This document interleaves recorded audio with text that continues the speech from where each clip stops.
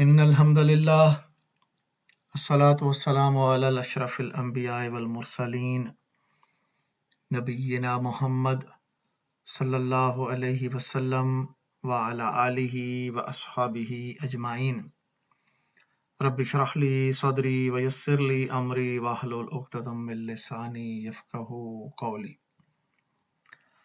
میرے محترم ناظرین اکرام، السلام علیکم۔ سورہ البقرہ آیت نمبر 3۔ نبی اکرم صلی اللہ علیہ وسلم کا فرمان ہے، خیرکم من تعلم القرآن وعلمہ۔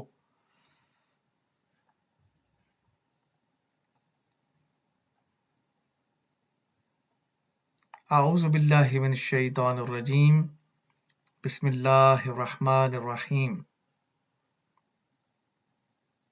سورہ البقرہ۔ الذین یؤمنون بالغیب ویقیمون الصلاة ومما رزقناہم ینفقون۔ جو غیب پر ایمان لاتے ہیں، نماز قائم کرتے ہیں، جو رزق ہم نے ان کو دیا ہے اس میں سے خرچ کرتے ہیں۔ یہ کون لوگ ہیں؟ جو قرآن سے ہدایت لیتے ہیں اور جو متقی بنتے ہیں۔ تو آج ہم قرآن سے کیا ہدایت لیں گے؟ ینفقون، یہ جو لفظ ہے اس پہ غور کریں گے۔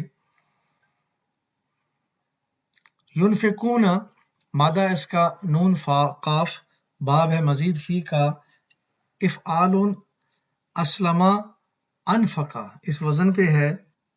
خرچ کرنے کے لیے انفقا، اسرفا، بزرا، بخیلا، قطرا اور اہلکا کے الفاظ آئے ہیں۔ انفاق خرچ کرنے کے لیے عام لفظ ہے، عموماً مال و دولت خرچ کرنے کے معنی میں آتا ہے، تاہم اس میں یہ تصور پایا جاتا ہے کہ ایک طرف سے مال آتا جائے اور دوسری طرف سے خرچ ہوتا رہے۔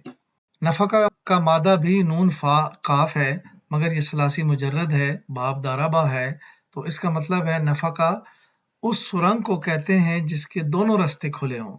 یعنی انفاق جو ہے یہ اسی طرح ہے کہ ایک طرف سے مال آ رہا ہے، دوسری طرف سے نکل رہا ہے۔ نفاق یعنی منافقت۔ شرعی اصطلاح میں اس طریق یعنی رستہ اس کو کہتے ہیں کہ انسان ایک رستہ سے اسلام میں داخل ہوتا ہے اور دوسرے رستہ سے اس میں سے نکل جاتا ہے، تو یہ ہے منافقت۔ تو انفاق کا جو مادہ ہے وہ بھی نون فا کاف ہے اور نفاق کا مادہ بھی وہی ہے۔ انفقہ مال خرچ کرنے کے لیے عام لفظ ہے۔ اسرفا ضرورت سے زیادہ خرچ کرنا۔ بخیلا جائز ضرورت پر بھی خرچ نہ کرنا یا کم کرنا۔ بزرا بلا ضرورت اور بے دریغ خرچ کرنا۔ قطرہ اپنے عیال کے نان و نفقہ میں بخل کرنا۔ اہلکا مذموم مقاصد میں بہت سا مال خرچ کرنا۔ انفقہ ہمارا موضوع ہے، یعنی ینفقون جو اللہ کی راہ میں خرچ کرتے ہیں، تو اسی پہ انشاءاللہ ہم فوکس رہیں گے۔ خرچ کرنے کا سنہری اصول اللہ نے بتلایا، والذین اذا انفقوا لم یسرفوا ولم یقتروا وکان بین ذلک قواما۔ جو خرچ کرتے ہیں نہ تو فضول خرچی کرتے ہیں نہ بخل کرتے ہیں، بلکہ ان کا خرچ دونوں انتہاؤں کے درمیان اعتدال پر قائم رہتا ہے۔ بہترین خرچ کرنے کی تفصیل۔ لوگ پوچھتے ہیں ہم کیا خرچ کریں؟ جواب دو کہ جو مال بھی تم خرچ کرو اپنے والدین پر، رشتہ داروں پر، یتیموں پر، مسکینوں پر اور مسافروں پر خرچ کرو، اور جو بھی بھلائی تم کرو گے اللہ اس سے باخبر ہے۔ اپنے صدقات کو ضائع مت کرو۔ الذین ينفقون اموالهم فی سبیل اللہ ثم لا یتبعون ما انفقوا منا ولا اذى لهم اجرهم عند ربهم ولا خوف علیہم ولا هم یحزنون۔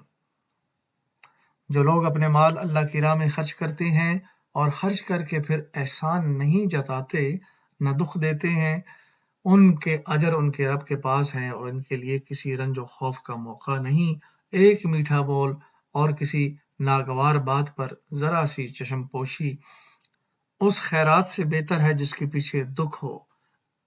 اللہ بے نیاز ہے اور بردباری اس کی صفت ہے۔ اپنے مال سے جنت خریدو. یا ایھا الذین آمنوا انفقوا مما رزقناکم من قبل ان یاتی یوم لا بیع فیہ ولا خلۃ ولا شفاعہ والکافرون هم الظالمون. اے لوگو جو ایمان لائے ہو، جو کچھ مال و متاع ہم نے تم کو بخشا ہے اس میں سے خرچ کرو، قبل اس کے کہ وہ دن آئے جس میں نہ خرید و فروخت ہوگی، نہ دوستی کام آئے گی، نہ سفارش چلے گی، اور ظالم اصل میں وہی ہیں جو کفر کی روش اختیار کرتے ہیں. یہ دنیا کی زندگی، اس میں اللہ نے ہمیں بہت کچھ دیا، تو اللہ کے دیا ہوا رزق جو ہے اس میں سے اللہ کی راہ میں خرچ کرنا، یہ اللہ تعالیٰ اس آیت میں ترغیب دلا رہے ہیں.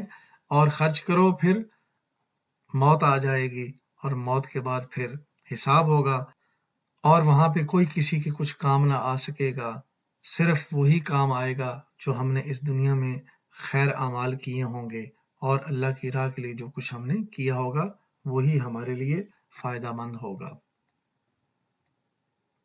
اپنے مال دین کی سربلندی کے لیے خرچ کرو. ان اللہ اشتری من المؤمنین انفسهم واموالهم بان لهم جنہ. سورہ التوبہ کی آیت مبارکہ ہے. حقیقت یہ ہے کہ اللہ نے مومنوں سے ان کے نفس اور ان کے مال جنت کے بدلے میں خرید لیے ہیں. یہ آیت اس وقت نازل ہوئی جب غزوہ تبوک کا مارکہ جو ہے وہ پیش تھا، اور اس کے لیے نبی اکرم صلی اللہ علیہ وسلم نے جہاد کے لیے مال خرچ کرنے کی ترغیب دلائی.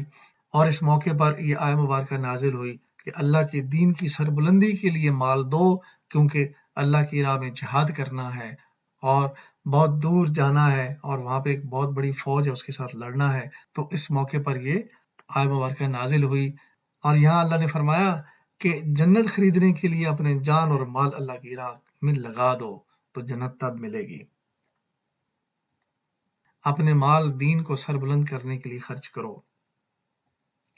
وَأَنفِقُوا فِي سَبِيلِ اللَّهِ وَلَا تُلْقُوا بِأَيْدِيكُمْ إِلَى التَّهْلُكَةِ وَأَحْسِنُوا إِنَّ اللَّهَ يُحِبُّ الْمُحْسِنِينَ.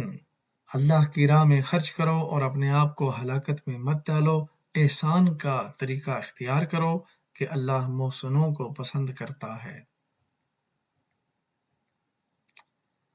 اور آخر میں ہم دعا کرتے ہیں کہ اے اللہ ہمیں قرآن و سنت سے ہدایت لینے کی توفیق عطا فرما، اور جو کچھ اللہ نے ہمیں عطا فرمایا ہے، بہترین رزق عطا فرمایا، بہترین جو ہے اللہ پاک نے ہمیں عقل و دانش عطا فرمائی، اور بہترین ہمیں اللہ تعالیٰ نے صلاحیتیں عطا فرمائی ہیں، ان سب کو اللہ کی راہ میں خرچ کریں.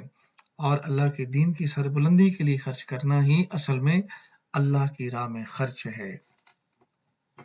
میری زندگی کا مقصد تیرے دین کے سرفرازی، میں اسی لیے مسلمان، میں اسی لیے نمازی. وآخر دعوانا ان الحمد للہ رب العالمین. الصلاۃ والسلام علی رسولہ الکریم. جزاکم اللہ خیرا.